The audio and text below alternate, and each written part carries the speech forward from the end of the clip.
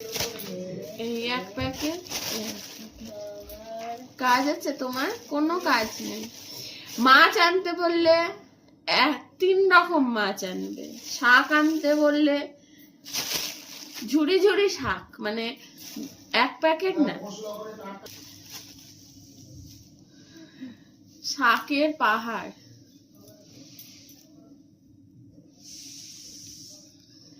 মানে একটু কিছু বললে একটু আসবে না বাড়িতে, একটু কিছু ঢুকবে না। এই শাক কদিনে শেষ হবে সেটাই দেখায়। 1 সপ্তাহ ধরে মেথি শাক খাবো।